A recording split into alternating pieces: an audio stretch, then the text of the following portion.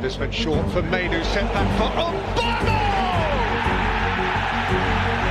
4 games, 4 wins. And obviously now the energy is different because you win games. When we win games, everything looks brighter, and we're very happy ourselves, but also to give this to the fans. After 2 years of frustration, Manchester United have suddenly flipped the script, and this time it doesn't feel like luck. Since Michael Carrick took charge, United haven't just been winning, they've been controlling games. 65% possession, nearly 4 times the shots, an XG gap that tells a story on its own. Against Tottenham Hotspur, a side unbeaten against United for 8 straight matches, they barely broke a sweat. Kobbie Mainoo looks fearless again. Bruno Fernandes is decisive, not desperate. Even the system itself feels calm, structured, rehearsed. This doesn't look like a bounce, it looks like a plan. This is exactly what Carrick changed, why these players suddenly make sense again, and why, if this continues, Manchester United's return might be far closer than anyone is ready for.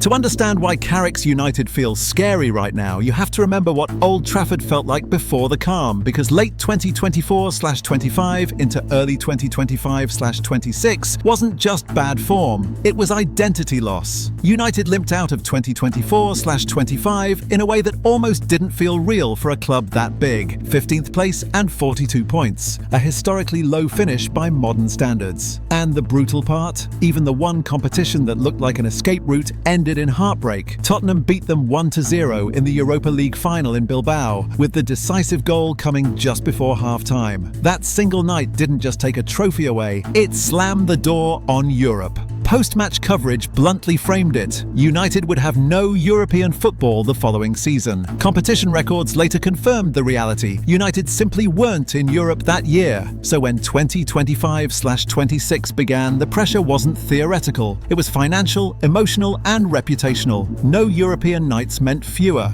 reset games, fewer chances to build rhythm, and a spotlight that felt even hotter on every Saturday. And here's where the collapse turns from bad to dangerous. Because the early season didn't stabilise, it got harsher. Without Europe, United entered the EFL Cup in the second round, and what followed became one of the defining low points. They were knocked out by League 2 Grimsby Town, drawing 2-2 and then losing an epic shootout 12-11 on penalties. A club the size of United getting dragged into a marathon shootout and losing wasn't just an upset. It was a statement about how fragile they'd become. That defeat landed with extra weight because it didn't feel like a freak accident. Match reports framed it as another new low, with the performance itself sloppy, nervy, reactive, being as damning as the scoreline. Then came the domestic cups, and it got worse. In the FA Cup, United went out at the first hurdle, third round at home to Brighton. For a club built on big game survival, that kind of elimination doesn't just remove a trophy path, it removes the belief that we always find a way. And when you zoom out, that's the real story of that period. No Europe to soften the week-to-week pressure.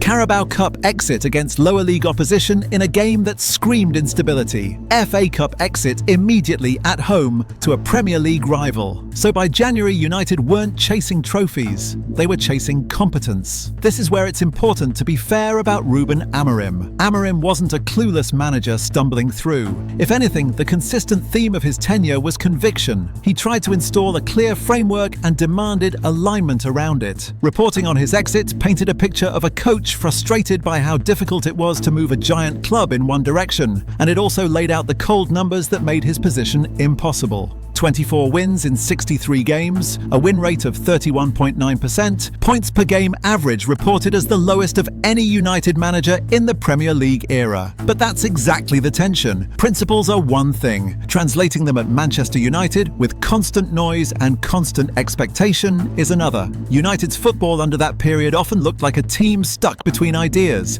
a system that needed automatisms, players still trying to interpret roles, and a squad that looked uncertain in key moments.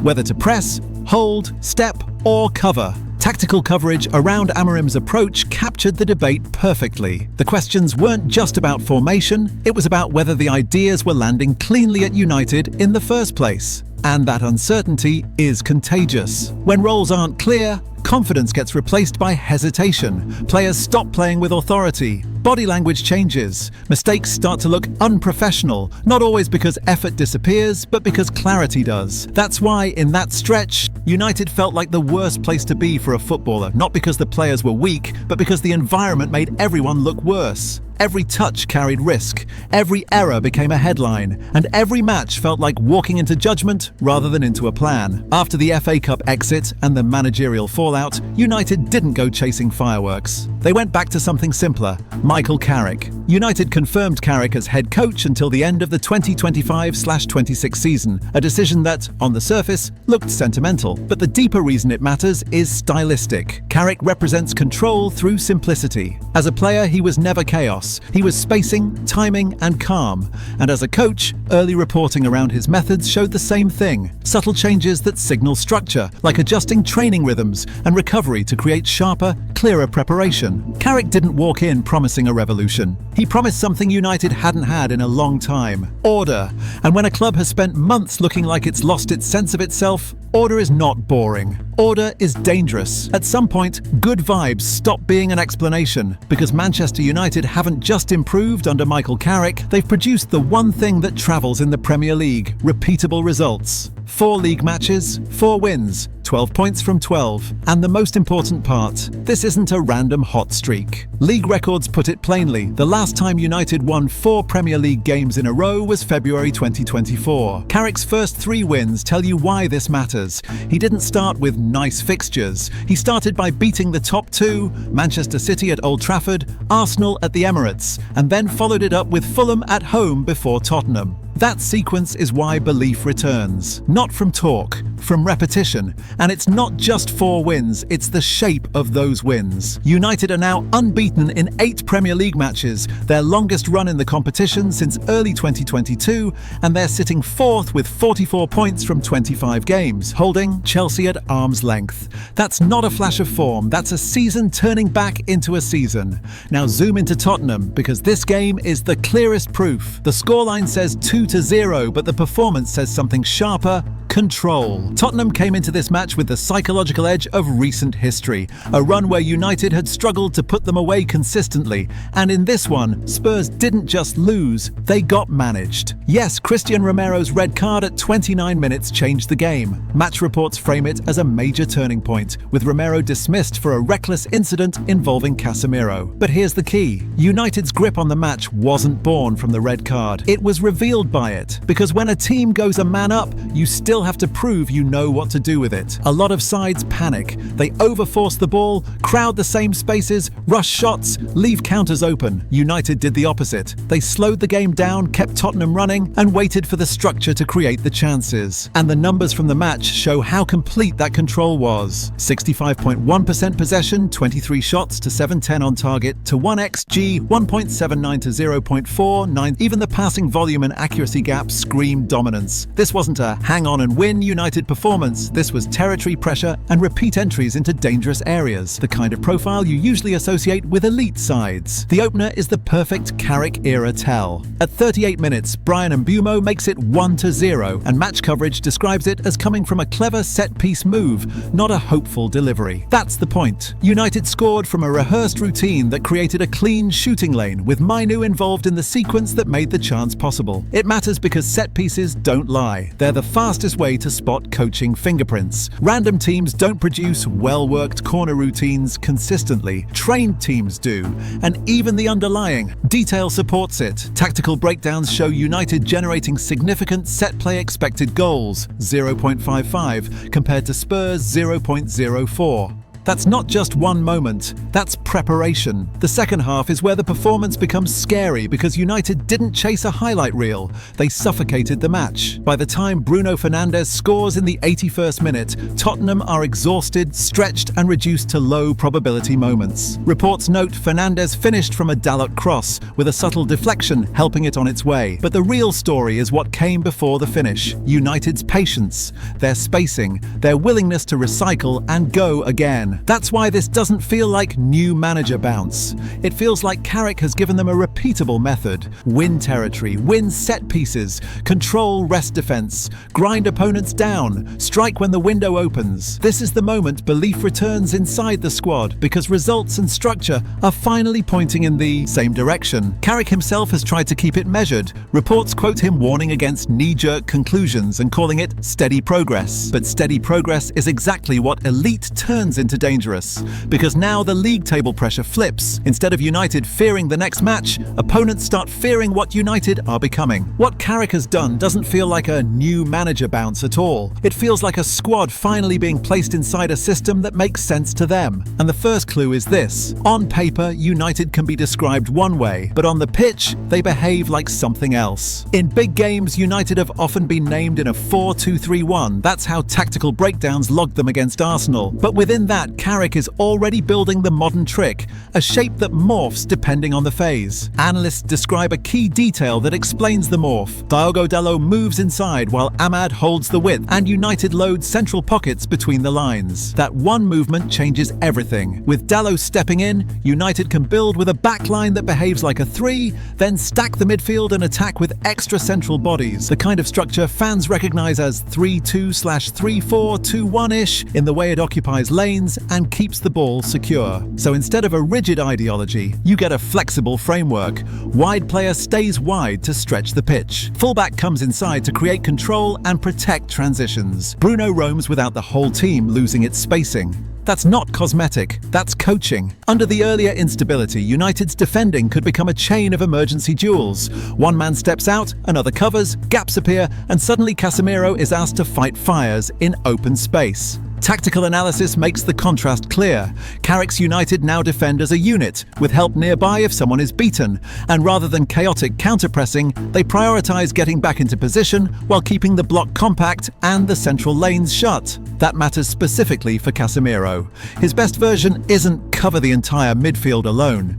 His best version is win duels with support, screen danger, and let the team's spacing do half the work.